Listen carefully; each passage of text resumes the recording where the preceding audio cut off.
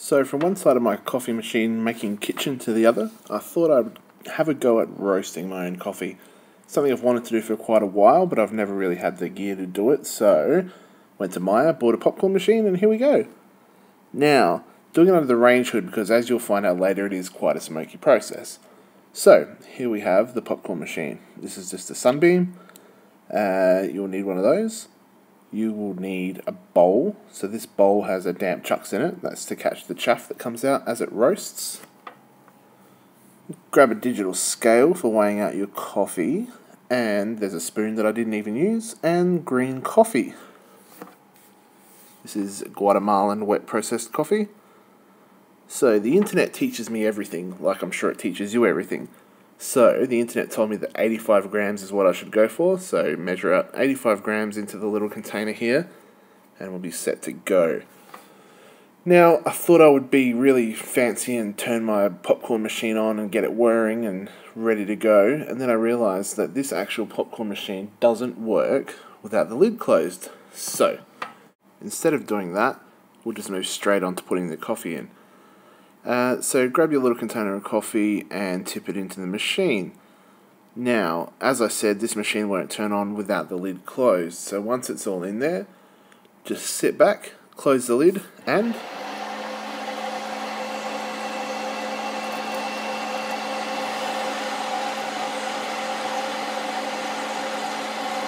so you can kind of see that coffee starts swirling around in there as the air blows through it.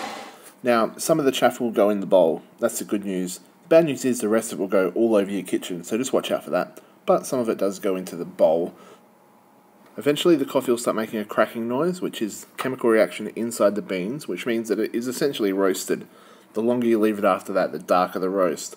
Once it starts cracking, it does get quite smoky, and I thought I would get low and take a real cool shot of the smoke as it billowed up out of the range hood.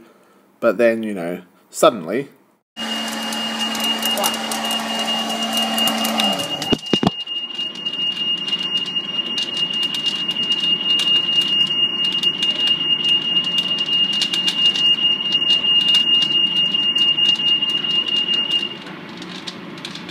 and the cracking noise you can hear in the background is the coffee still cracking. As I had to run away and blow smoke away from the smoke alarm, I left it there going. So it did come out quite dark on this first run. It comes out very, very, very, very hot. So I put it into a metal colander, and you want to start getting that swirling around and getting air moving through it, because you want to cool it down pretty quick so that it stops roasting. There's some of the chaff in the bowl there. So after that smoky first batch, I actually did 2 more batches, which I timed out better, which turned out like this. They look quite nice. Smells good. This is a darker one. Much shinier, much darker. Still smells pretty good as well, so it'd be interesting to see how they both taste. I'm going to give them a go in the next couple of days. Just pick out the odd bean that dropped in there.